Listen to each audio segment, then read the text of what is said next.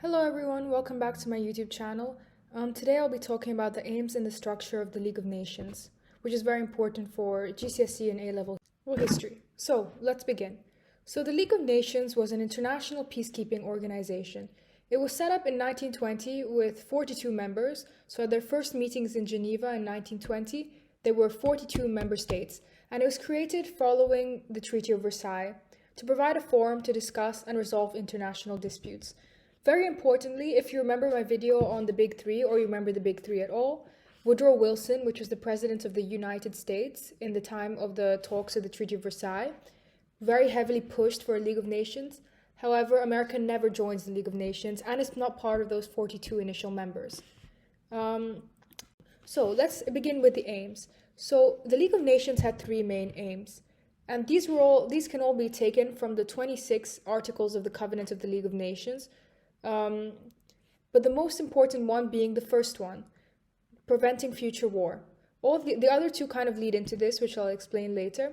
But the other ones are administering post-war settlements and promoting international cooperation and improving the lives of citizens. Okay, so we'll begin with the first aim of the League of Nations, the most important one, that of preventing future war. So the League of Nations was the first peacekeeping international organization created after the First World War. And one of the main reasons it was created was to prevent such an atrocity such as the Great War or World War I from ever happening again. An estimated 40 million people died, like military and civilians, died after World War I, and all the horrors and the atrocities seen of war, no one wanted them to be repeated. So this is one of the main reasons why Woodrow Wilson and many people pushed for the creation of the League of Nations, to ensure that something of the like never happened again. And there were the Articles of the Covenant, which were meant to uphold this, were these ones. So memorizing all the Articles of the Covenant is not that important for GCSE, but it is quite important for A-level. So Article 18, which was abolishing secret diplomacy. During World War I, Italy had joined the war, which led the war escalating because of secret diplomacy, the Secret Treaty of London. So many people didn't want something of the sort to happen again. Also, Article 8, disarmament, very, very important. Many political leaders attributed the start of the war to growing militarism of all the countries, not just Germany. So they believed if all the countries were able to disarm, then it would reduce the risk of war, or eliminate the possibility of war ever breaking out again. Article 10 and 13 are the ones that call for the arbitration of disputes. This basically is a means of preventing war from breaking out, or preventing military conflict from breaking out, or tensions from rising too much. Because basically, if there's a dispute between two nations, for example, for border territories or whatever else, they will be sent to be arbitrated by the League of Nations, mainly by the members of the League Council that I'll talk about later. But this basically means they provide an unbiased judgment on who is the aggressor and who is the victim in a case of dispute, or who is the right and who is in the wrong, and then decisions will be made accordingly to prevent conflict. Article 16 is that of collective security, which basically is one of the most important ones, arguably, which is an attack on one member of the League of Nations is an attack on all of them. And this was intended to help keep the peace, because basically it gave, as the word says, collective security to all its members. So to enforce these decisions, the League had a series of escalating tools for sanctions. The first one was moral condemnation, which basically means if a country had a dispute of another country or attacked another one, then the League would provide arbitration or give a judgment, and then give moral condemnation. This basically means the League of Nations does not support this, believes this is wrong. Arguably, it doesn't do much. It's pretty pointless, which a lot of historians have argued. The second one is economic sanctions, which are more effective, which is basically trade barriers or trade restrictions to sanction countries that the League of Nations deemed have violated the covenant in some way. And this is meant to sort of encourage them to follow the League's decisions. And third is military sanctions, the highest escalating one of them, which is basically military intervention from the League of Nations or countries part of the League of Nations in that country to try and force them to follow the League's resolution. Okay, so now on to the second aim of the League of Nations, which is also very important. So that was that of administering post-war settlements. So this is very important because the League of Nations itself kind of was born out of post-war settlements, that of the Treaty of Versailles, but and was meant, and also its goal was to enforce these settlements themselves. So there were also many other post-war settlements that the League had to monitor, such that like the Treaty of Saint Germain with Austria, the Treaty of Trianon, the Treaty of Neuilly, I don't know how to say that, and the Treaty of Sèvres, for example. Also, part of the Treaty of Versailles and part of Wilson's ideas was self-determination for peoples, especially those of Eastern Europe. So that meant plebiscites, which is basically a vote in which you can either say yes or no, for territories that were disputed among different nations. For example, in the Saar, which belonged to Germany before World War I, and Upper Silesia, which also belonged to Germany. So the League was meant to monitor these and ensure they were carried out. Also, they also controlled mandates in defeated nations' colonies. For example, Syria and Lebanon went to France to be controlled under a mandate. Palestine and Transjordan went to Britain to be administered, and the islands in the Asian Pacific basically went to Japan, and African territories were split among Britain and France. So they were Class A, B, and C mandates, basically from more to less independent and self-governing. So Class A mandates were the most for countries that were the most independent and most self-governing, whereas C were countries that were much more heavily controlled by Britain, France, and Japan. So, the third aim of the League of Nations was promoting international cooperation and improving lives. So, many politicians believed that some of the main causes of war were widespread discontent, which is caused by bad living conditions. So, many politicians believed that bad living conditions caused discontent, and this caused the rise of extremism and the support for extremist governments, which may see war as a policy of their own government, or maybe more aggressive and militaristic. So the League of Nations set up agencies to fulfill Article 23, which was that of improving living and working conditions. These were mainly the ILO, the International Labour Organization, which I'll be talking more about later, the Commission for Refugees, and the Health Organization, even though there are many more. This is because post-war Europe had many big problems. For example, there were many millions of prisoners of war, spread all around Europe and spread all over the world. A lot of the countries were in really terrible economic situations, so the League of Nations had to be in charge of providing loans to these new countries, and also develop education, improve public health, and help with disease control. In fact, post-war Europe was ridden by the influenza epidemic, which killed an estimated 50 million people, which is about 10 million more than the 40 million estimated that died in World War I. So that's how widespread the situation was. So now moving on to the structure of the League of Nations. This is very important to understanding parts of the strengths and weaknesses of the League of Nations, is its structure itself. So, firstly, the Council. It was a small, main, and executive organ of the League. And this basically means it was the main decision-making organ, the small one at the top. There were 4 permanent members at the time of creation, which were Britain, France, Italy, and Japan.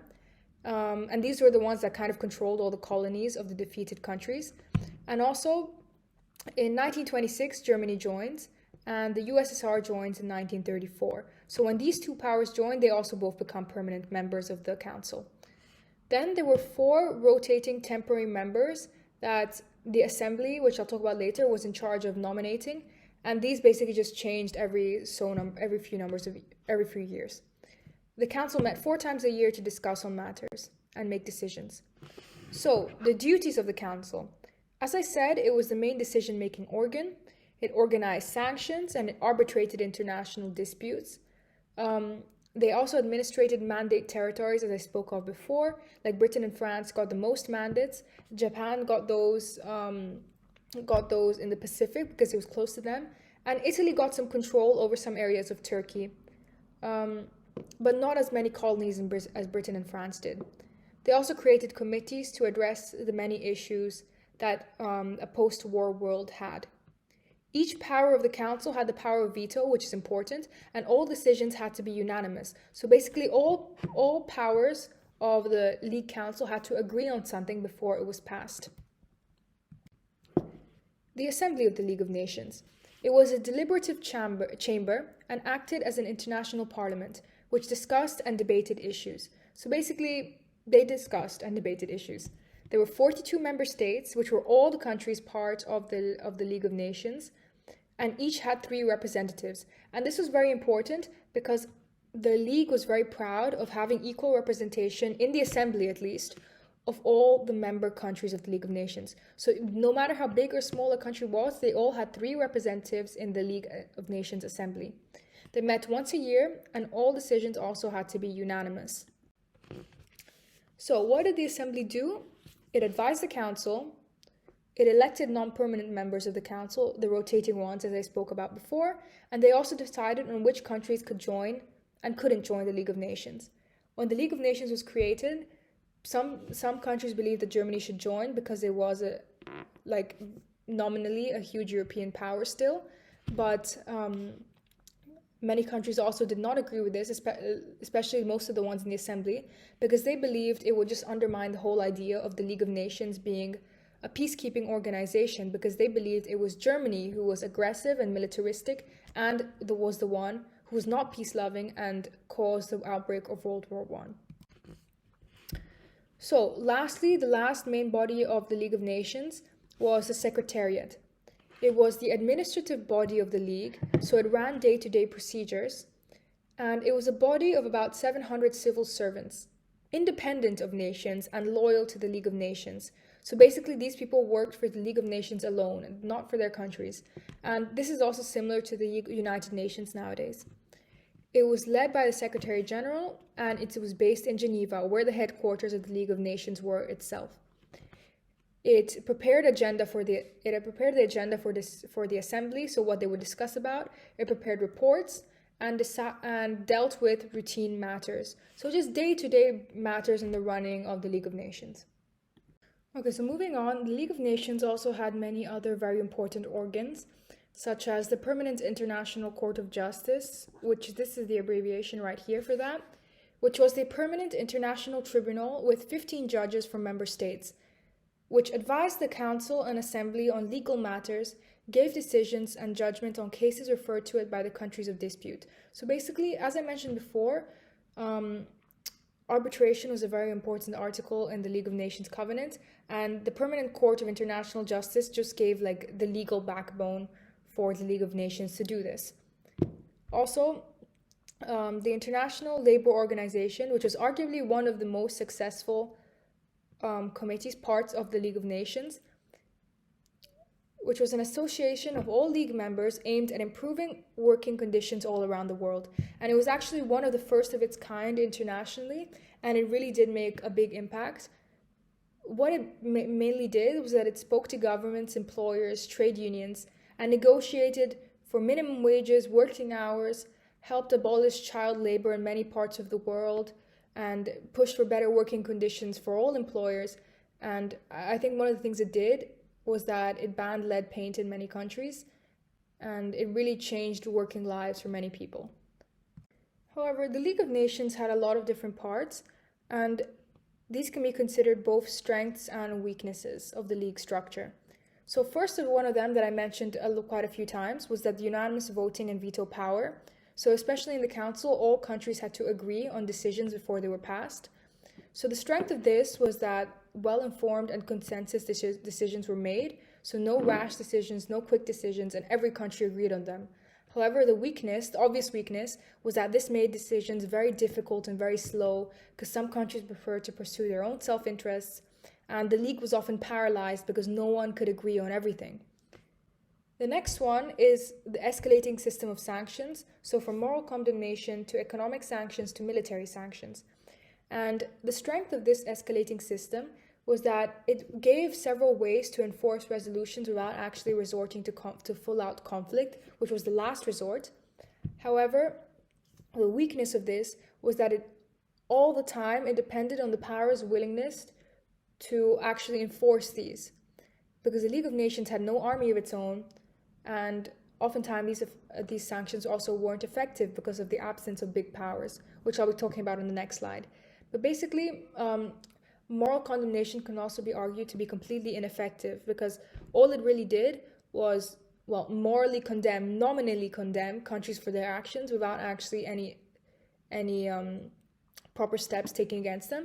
And for the next step, economic sanctions, countries sometimes didn't want to enforce this. So now onto no army. The strength of no army was that an army is very expensive to keep, and this also helps avoid military conflict, which is one of the League's main goals, and it promoted disarmament, one of the main articles, Article 8 of the League of Nations Covenant. However, very famously, the League is famously criticized by many historians because of the fact that it had no army, which means no way to enforce by itself its own decisions. It always had to rely on the other powers to provide military support for its resolutions, and oftentimes they were simply not willing to do so, which again left the League paralyzed. Also, now next onto membership absences. There were many notable absences in the League of Nations. The main one, which was absent from the beginning and never joined the League of Nations, despite being the one that pushed it the most at the beginning, was the USA. So the strengths of this, which are quite, I kind of had to look for these strengths because there weren't very many, but I guess swifter decision making because there were less countries, to fight amongst each other. It also avoided conflict between some of the powers, as I said. And Germany not being there upheld the peace-loving status of the League of Nations, because many countries believed that Germany was aggressive and the one that started World War I, so they didn't believe Germany should be part of an organization that tries to keep peace. However, the main weakness of this was that the sanctions were far less effective, because how effective are economic sanctions or military sanctions without the greatest economic power in the world or the greatest military power in the world, the USA? If countries were sanctioned economically by the League of Nations, they could just keep on trading with the USA and be fine, which is what happened a lot of the time, for example, against Japan in the Manchuria crisis of 1931. So the League of Nations was also robbed of prestige because many of the major powers were not part of it. And it also, at the beginning, when Germany and the USSR weren't allowed to be part, it also made them incredibly suspicious and pushed them apart, and made the League of Nations just look like a club for winners, whereas the outcasts, the losing powers, weren't allowed to be part of it. So it drove them apart and wasn't really fair. So that's all. Thank you for watching my YouTube video. If you have any ideas for any videos or any questions, please leave them in the comments below and let me know. And thank you for watching.